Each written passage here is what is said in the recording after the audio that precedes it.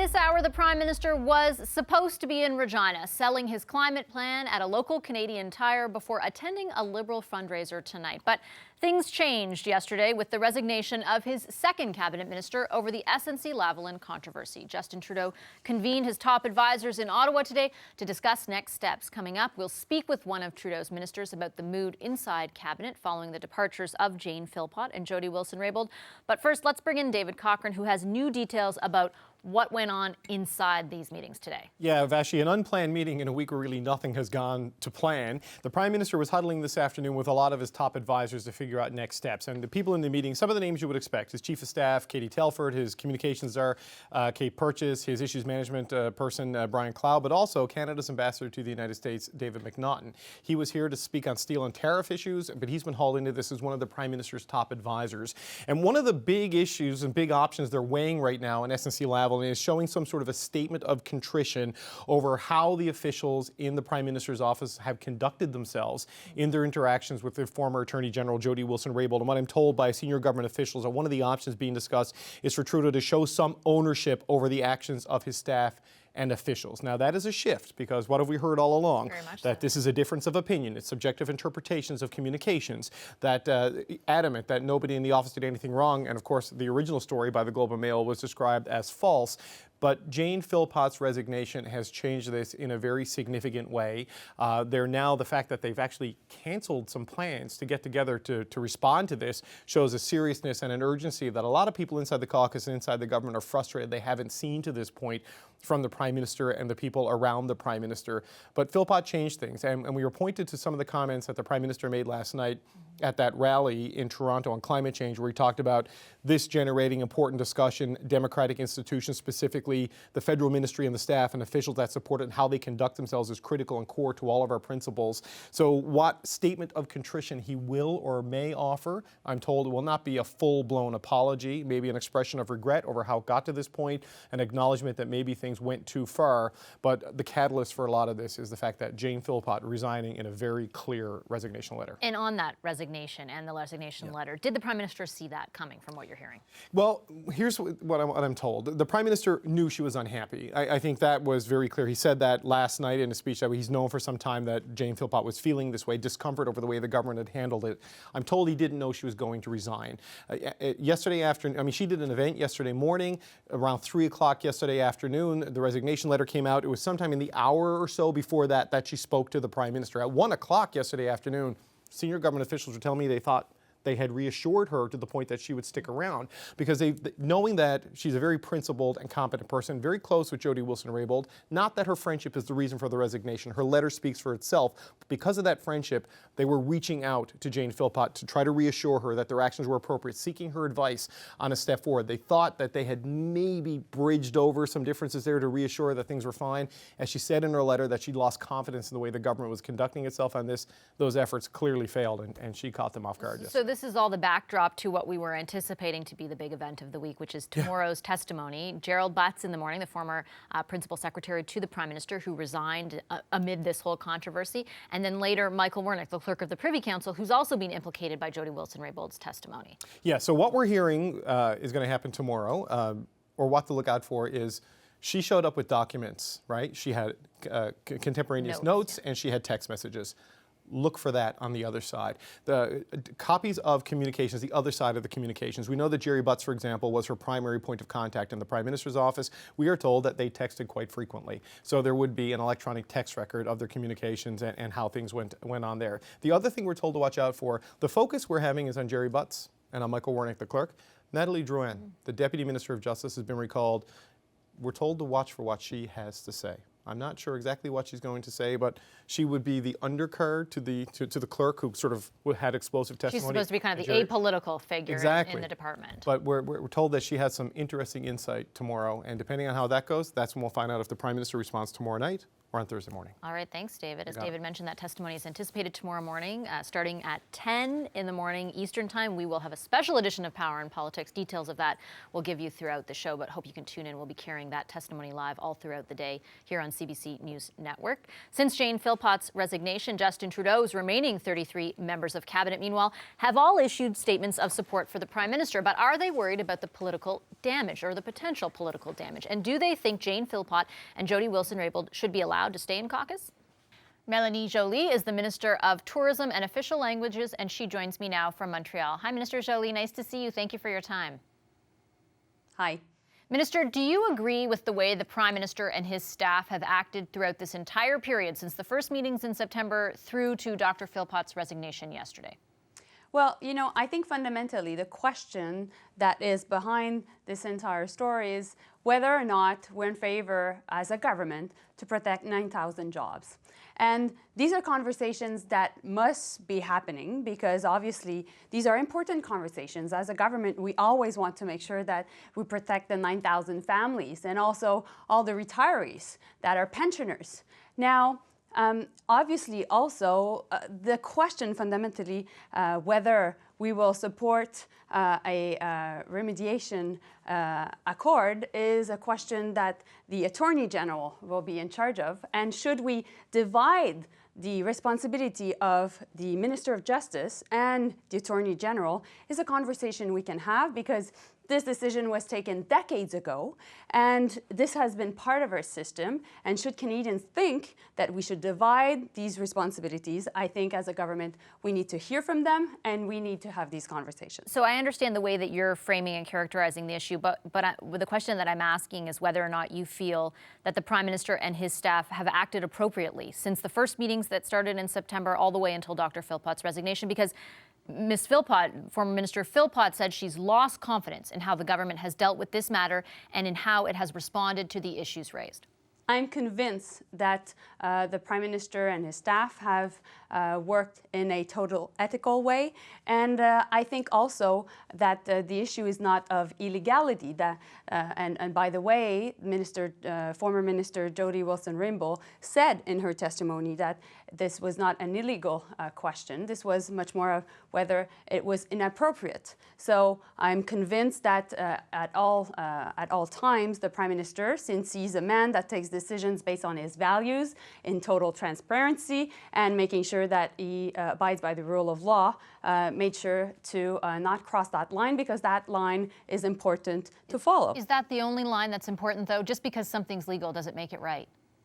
Well, obviously, it is important as a government to have these tough conversations. And these are real people living in Quebec, in Ontario, in British Columbia, 9,000 families, and all their, the workers, yes, but also their families and their children. And obviously, as a government, we need to be having these conversations. What evidence, Minister, does your government have that that those 9,000 jobs would be lost, that the company would move out of Quebec or out of Canada? What evidence does your government have that that would actually happen? Well, the Premier of Quebec has asked for a government to intervene. Many people and many of the stakeholders of the company have asked, and therefore it is normal to have the conversations. As a government, we decided to enact a law to make sure that the principles of a remediation accord would be part of that law. Many governments in the world, many of our biggest trade partners, including the US, France, and the UK, have these types of remediation agreements. And that's why basically it is important for us to hear from Canadians, to hear from the people impacted, the vulnerable people that could be impacted. Obviously, we are against any form of wrongdoings. Obviously, the people that have done wrongdoings have to be punished. But at the same time, you need to make sure that the people that were not involved, the young engineer that just came out from university that has been working within SNC-Lavalin, well, she needs to be able to have a future within the company. And therefore, these are conversations that we need to have and to bear in mind these different perspectives. With respect, Minister, though, the Premier of Quebec asking you to take a decision and the company asking you to do the same, doesn't sound like evidence, doesn't sound like proof that this is a foregone conclusion. And I ask because SNC-Lavalin has signed an agreement with Caisse de dépôt, which would ensure the company keeps its headquarters in Canada until 2024. There have been, the former CEO threatened that if the company faced any criminal charges, they would have to leave Canada as well. And they faced those criminal charges. The charges were laid and they didn't leave. So, I take your argument that jobs are at stake, but is it a certainty? Does the possibility of that justify the means that your government has allegedly gone to? Well, actually, these are conversations, as I said, that needs to happen, but ultimately the decision will be taken by the Attorney General. And it will be up to my colleague, David Lametti, who's the Minister of Justice and the Attorney General, to take the decisions based on clear evidence. Do you believe, Minister, that Ms. Wilson-Raybould and Ms. Philpott should remain in the Liberal caucus? Well, the question of whether they should or not remain, this is a question that the caucus itself needs to be answering, and it is the Prime Minister also. And from the moment that decision will be taken, based on conversations, we will make sure that you're aware. But what do you feel? I'm asking you for your opinion. You're a member of caucus. I see what you're saying, that caucus will have to take that decision together. What do you feel? I mean, they have expressed a lack of confidence in the Prime Minister and in your cabinet and in your government. Should they remain as caucus colleagues? Where I express my opinion is actually within caucus with my colleagues. And I'll make sure to express that opinion once I'm in with my colleagues in caucus and we can have these conversations. But ultimately, I can say to you that I value the work that Minister Wilson-Raybould in the past has done, that Minister Philpott also has done. I value them as good colleagues. I had the chance to work with them. Obviously, this was a sad day yesterday. I had the chance in particular to work with Jane Philpott.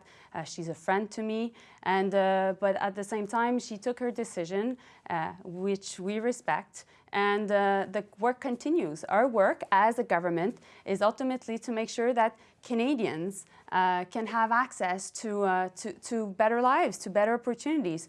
You know, well, in the midst of this entire story, last week a very important story broke out, which was the fact that the Canada Child Benefit was able, because of its impact, to lift 300,000 children out of poverty. I understand that, Minister, but and that's so not the this is subject a record, and this is what Canadians are talking to me. I was in Newfoundland last week.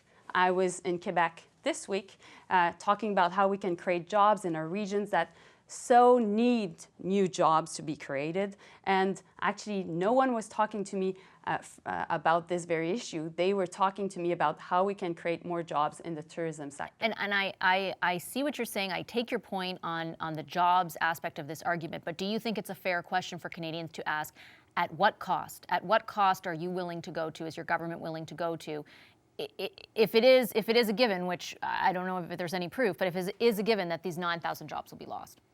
Well, you know, we will always be there to defend the 9,000 workers, at the same time to make sure that we defend the rule of law. And I'm convinced that no line was crossed. Tomorrow, the former advisor to the Prime Minister, Gerald Butts, will be testifying. There will be also the clerk and the Deputy Minister of the Justice Department. And I think Canadians need to hear the story in order to make sure that there's in total transparency in that process. We'll leave the Justice Committee make its work. All right, we'll be watching that testimony for sure. Thank you, Minister Joly. Appreciate your time. Thank you, Vashi. It's a pleasure. I would say this is not about gender. This is about principles. This is about perspectives. When it comes to working with the Prime Minister as a woman, I have found him to be absolutely supportive. He is a feminist as a Prime Minister, and he's a feminist as a boss. I fully support the Prime Minister. Shaken by the SNC-Lavalin controversy, the Prime Minister's cabinet is stepping out today in solidarity, as you just heard. All 33 remaining members told CBC News that they still support Justin Trudeau. They're defending his actions in the wake of allegations, though, of political interference following the resignations of two top cabinet ministers, Jane Philpott and Jody Wilson-Raybould. What are the challenges of maintaining party unity after those high-profile departures? Rona Ambrose is the former interim party leader of the Conservatives, and she joins us now. Hi, Ms. Ambrose. Great to see you again. Thank you for your time. No problem. Good to be with you. So I know you held obviously multiple cabinet positions when you were in politics. You led the party. In your experience, what kind of impact would the resignation of these two ministers have from where you sit? It's a massive impact. I mean, regardless of the brave face that other ministers are putting on, saying everything's great, the Prime Minister's a feminist, we're all together and united. They're not united. And this, I'm sure, is causing a lot of divisions within caucus for a very good reason. They've got two extremely credible, very well respected, even well liked within their caucus cabinet ministers who have resigned on principle and pointed to the Prime Minister and the government as having done something inappropriate. I mean, it's a very damaging allegation that is resonating all across the country, but inside that caucus room, I am sure it's resonating louder than anywhere else. And so I'm sure there's a lot of debates and discussion going on. What do we do? I'm sure there's some people that are saying, what they did was damaging, but it was the right thing to do, and we should welcome them and keep them in caucus, find a way to work through this and make sure that they continue to be our colleagues for many reasons, not just because it's the right thing to do, but some people will think, if we kick them out of caucus, it's actually worse.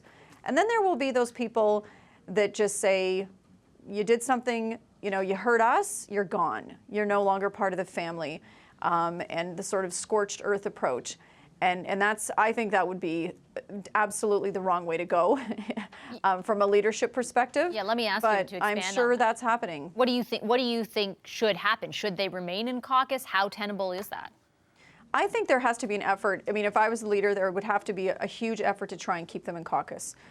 Kicking them out of caucus signals that you actually, you don't even believe, your own story, because the other side of the story apparently is that it's just a big misunderstanding. It's just a big miscommunication. It's just a big, it's a different perspective. I mean, and so that's all we're hearing, that in fact, no, I read the text this way.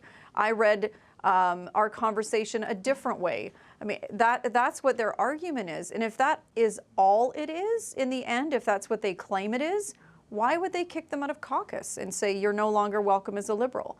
So it doesn't make sense to me that you can't have it both ways. You can't say, well, it's actually just a big disagreement, and also you're not welcome in our family anymore. So, but again, it's how will they mend that fence? I have no idea how they'll mend that fence, because these two women are extremely credible.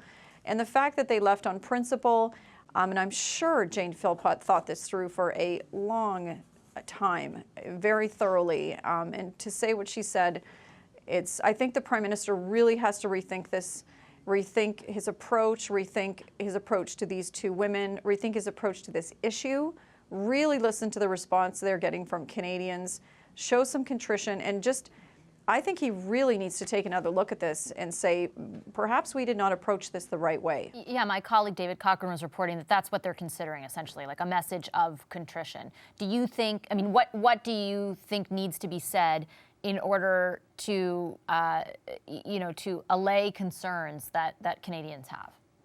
Well, I think, first of all, it's not insignificant the way that Jody Wilson-Raybould and even Jane Philpott were treated. I was trying to think of what it would be like if two of the most powerful male ministers had decided to, let's go back a few steps and say no to chiefs of staff, say no to the Prime Minister.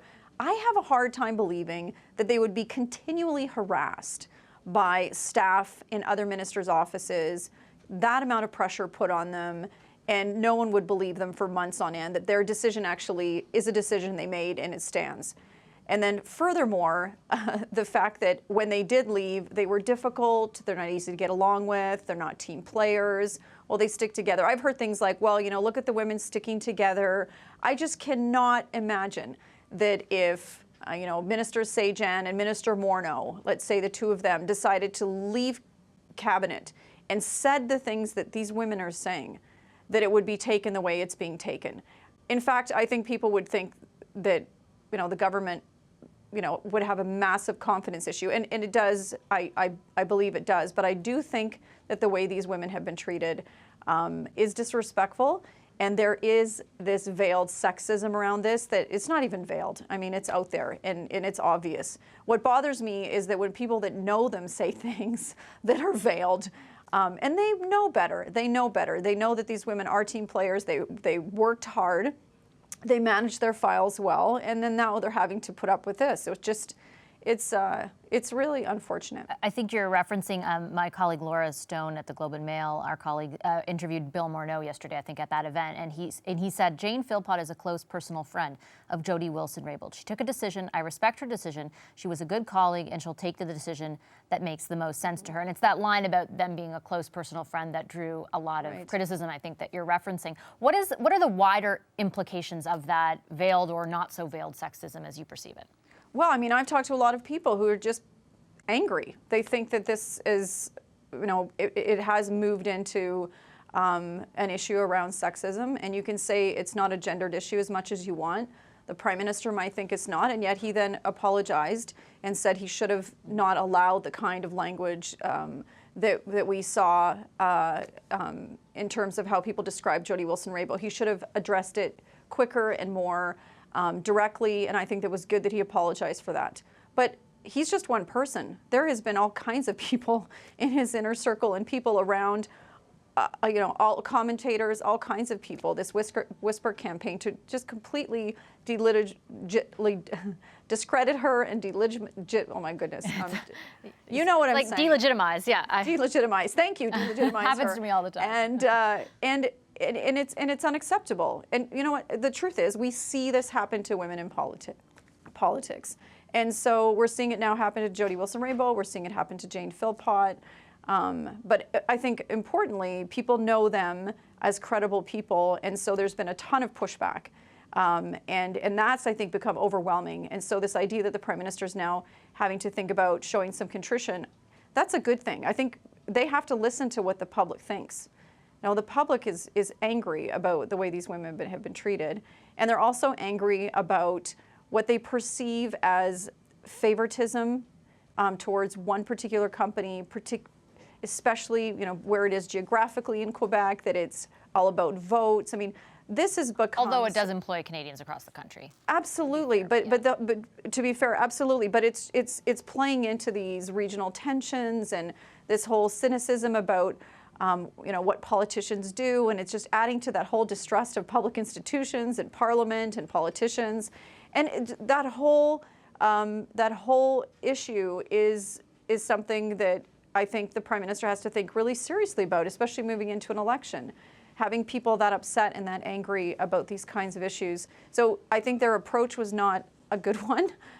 The way they dealt with these two women was not the best way that they could deal with them. And so, I'm hoping that they're looking at a reset here.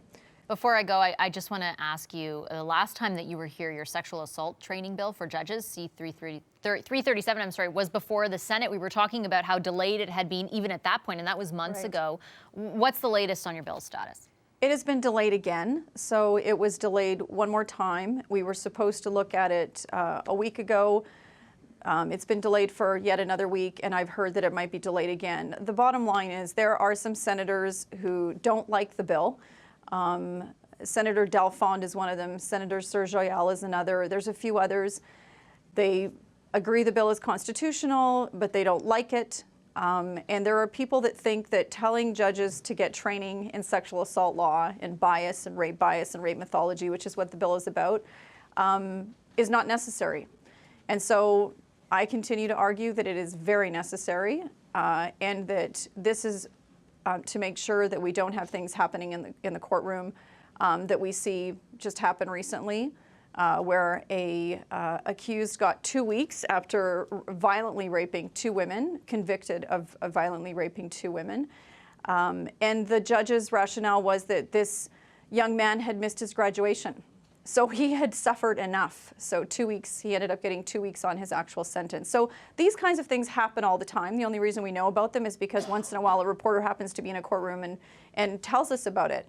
And we know that education is a good thing for would-be judges and people that want to sit on the bench. And it's not just about learning about sexual assault law and consent around sexual assault law. It's also learning about rape mythology and things that you should and shouldn't say and can't say according to law and according to the Supreme Court to victims, about victims.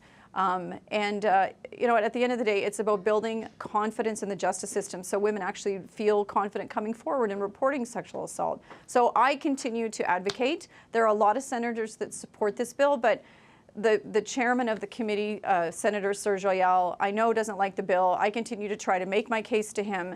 He has a lot of power to decide when this bill comes forward, and I will continue to try and convince him that this is the right thing to do to build confidence in the justice system and to do something as simple as education. That's all it is education.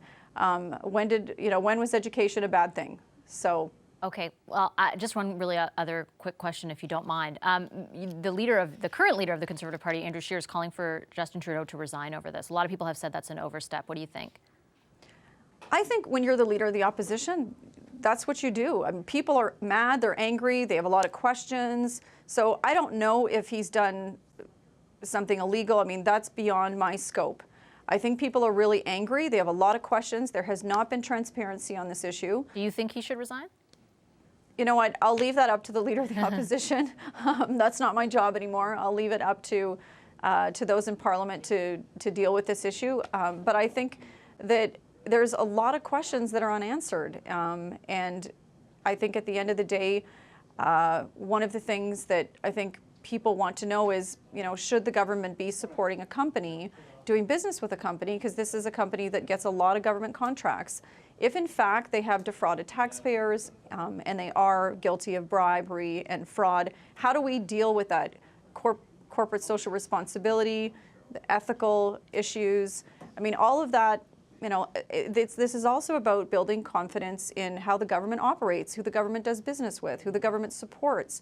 And this idea of the jobs issue, it's a bit of a red herring because there are other companies in this country that do this work that these contracts would be filled by. So we can't assume that all these people will necessarily lose their jobs. There's actually other companies that could take that work and fulfill and actually fill those jobs and continue on with these contracts. So there's a lot of complexity to it, but there are a lot of unanswered questions. But the way it's been handled has not been good. Oh, okay, I'll leave it there. Thank you so much, Ms. Ambrose. Appreciate your time. No problem. Thanks, Vashi. A lot has happened in the SNC-Lavalin controversy over just a few weeks. When did these cracks in Trudeau's cabinet begin to form? That can be traced back to January, when the departure of a long-term MP created a vacancy and left the Prime Minister with a decision to make. If Scott Bryson had not stepped down suddenly over the Christmas break, there would not have been a cabinet shuffle a number of weeks ago, and Jody Wilson-Raybould would still be Attorney General and Minister of Justice. In January, Scott Bryson announced he was leaving politics. Just before Christmas, I informed the Prime Minister of my decision not to run again in 2019. That opened up a position in Justin Trudeau's cabinet, prompting a cabinet shuffle. This will require some changes to our cabinet, and that's something that we're going to be announcing on Monday. Jane Philpott was tapped to replace Bryson as Treasury Board President. Seamus O'Regan replaced Philpott as Indigenous Services Minister. Jody Wilson-Raybould was taken out of Justice and moved into Veterans Affairs. I can think of no world in which I would consider working for our veterans in Canada as a demotion. MP David Lametti became the new Minister of Justice. I have done my best to teach and to think about the ways in which law has an impact on our daily lives. And the Prime Minister created a new portfolio, making Nova Scotia MP Bernadette Jordan Minister of Rural Economic Development. I'm actually very honored to be the first woman from Nova Scotia to hold a cabinet position. Then, a few weeks later in February, Jody Wilson-Raybould resigned. I was surprised and disappointed by Jody's decision. Time for another shuffle. Lawrence MacAulay took over Veterans Affairs. Marie-Claude Bibeau replaced him as Minister of Agriculture. And Miriam Monsef doubled her role, replacing Bibeau as Minister of International Development, but also keeping her job as Minister for the Status of Women. While I am disappointed, I understand her decision to step down and I want to thank her for her service. Now, Jane Philpott has quit cabinet, which means Trudeau's cabinet is due for a third shuffle in less than 2 months. You have two individuals who've been highly successful in their private lives, who've never sat in an opposition bench or done any of the heavy lifting in politics other than becoming a minister. And sometimes when you are a minister, the heat gets pretty hot and you got to hang together. And if you don't hang together, you're going to hang separately. And right now, the two people who have resigned from the cabinet are setting the stage to hang the Liberal government. Why would you remain in a caucus where you've gone out and told the country you don't have faith in your leader? I don't understand the rationale of what they're attempting to do. This is the most progressive Indigenous government that we've ever had, and they're setting the stage to take it down. That was former Liberal Deputy Prime Minister Sheila Copps speaking to the CBC's Andrew Nichols earlier today. She questioned why and how Jody Wilson-Raybould and Jane Philpott can remain in the Liberal caucus after publicly stating their lack of confidence in cabinet. Can the two former cabinet ministers remain in caucus? And if not, what comes next? It's time, of course, to bring in the power panel. In Toronto, Supriya Dwivedi, host of Global News Radio's Toronto 640 AM morning show. Alongside her is former Conservative Cabinet Minister Stockwell Day. Here with me in studio, political commentator and former NDP MP Françoise Boivin, and the CBC's own John Paul Tasker. Hello, everyone. Hey, Bashi. Happy Tuesday. Françoise, I'll start with you. Can they remain in caucus? Like, what is the deal? This seems to be a big question here today. And it is, and it seems like an easy answer. Living all this drama for the last couple of weeks, I was reminiscing on my past as a Liberal in the caucus from 04 to 06. And I remember, I was trying to remember, did I live anything like this? And I lived two moments, one in the Liberal and one in the NDP. For the NDP, it was just a question of not following the position of the party on the gun registry and what the Conservatives wanted to do with it, and what leader by interim Nicole Turmel had to do. But it was not a big drama. It was just a decision, and that's it, that's all. In 04 to 06, I think it was in 2004, November, if my memory serves me correctly, I don't know if anybody remembers Carolyn Parrish, but we were 2 weeks before the visit of George W. Bush, and she had gone on and said different type of things about George W. Bush. And as so much as what she had said, I mean, everybody knew Carolyn, so that was not that bad. But she started talking about the Prime Minister, Paul Martin, and calling him weak. And we had to convince our leader at the time that he could not tolerate this. So I'm transposing this to now, 2019, Justin Trudeau. I know he wants to do things differently, but there's doing things differently and just bringing yourself to the cliff and just jump right in front. And at some point in time, you would think the two women ministers who claims having no confidence, their logic should be, I don't have confidence in the cabinet, which is the thing that sets our agenda every day. It seems to me pretty a no-brainer that then you say, I cannot be in a caucus that follows that type of cabinet. And I'm still a Liberal. I'll sit as an independent Liberal. We're used to it with the senators. But that being said, the Prime Minister, it's kind of a chicken game. Who's going to move first? And I don't blame them for playing that game because it's a high-stake game. And as much as I respect Sheila Copps, she's right as much on the fact that they haven't lived the opposition benches. But that's what brought Justin Trudeau to power. It's all those new ways of doing politics. So you cannot say, hey, we reproach you to do new ways of doing politics, calling the kettle black when it is black, and then say, oh, no, you don't do that. So now he has to take the decision himself. Can he keep them in caucus? I think for his own sake, I find that more and more he will have to move, unless Gerald Butt save his butt tomorrow, excuse the expression. Oh my God. Bye. We've been waiting for that. I can't believe we went 3.5 weeks without seeing that yet. But by taking all the blame and the heat from the Prime Minister, and then there might be some salvage moments for everybody concerned. Stockwell, do you agree? somewhat, here's the situation. This isn't a case where we've had in Canadian history times where a minister or one or more have had a difference of opinion, and so have, said, I can't continue on because of this difference of opinion. These are two very senior, very trusted cabinet ministers saying, I have no confidence. And that means no confidence in how the government is running. To get a measure of just how distracting this whole thing is, it's been slightly reported today that China has just announced it's shutting down canola shipments from Canada. Canola and grains are like 20% of our entire agriculture produce and product. And in any other day or week or month or year, this would be a headline, to be dealt with. And the government can't even focus on it. That's how big this crisis has become. And I would differ from what Sheila Kopp says, though I respect her on decisions she's taken in the past. She said these two women prepared the table for this. No, I have to say in respect, the Prime Minister prepared and messed up the table on this. It falls clearly on his lap, and significant policy decisions now affecting our entire economy are being ignored. On that, Supriya, my colleague David Cochran has been reporting that they're meeting these high-level advisors with the Prime Minister today, kind of toying around or bouncing around the idea of contrition and how that might be communicated. Do you think that's a good idea? Yeah, well, whatever the status quo is, don't do that, right? So, I mean, anything new at this point can't really hurt them.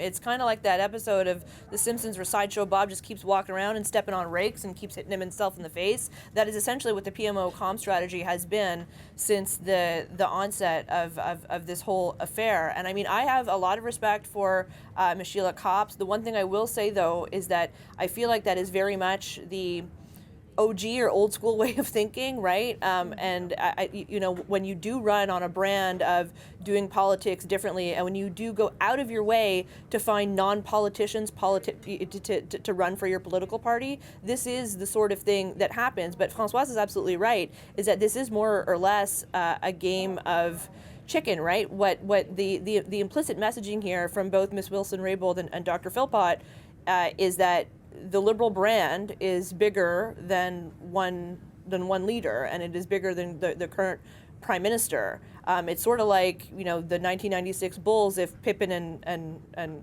Rodman were to say, well, the Bulls are bigger than Jordan. And to a degree, yeah, maybe that's true, but he's also the star player. And I mean, arguably, he's the leader of the party and he is the Prime Minister. And if you're expressing that you don't have confidence in him or in his government or in cabinet, to Stock's point, that is very precise language. And in our system, that means something. It's not just saying that, like, well, there's a difference of opinion or there's an issue that should be worked out. Well, to Supriya's point, I think we might need a healthy dose of OG old liberalism, because let's not forget they won 3 back-to-back majority governments and governed this country for the better part of 15 years, including Paul Martin. I think, just as Jane Philpott said yesterday in her resignation letter, that it's untenable for her to continue to sit in cabinet because she's lost confidence in the Prime Minister, I think it's untenable for her to continue to sit as a member of the Liberal caucus.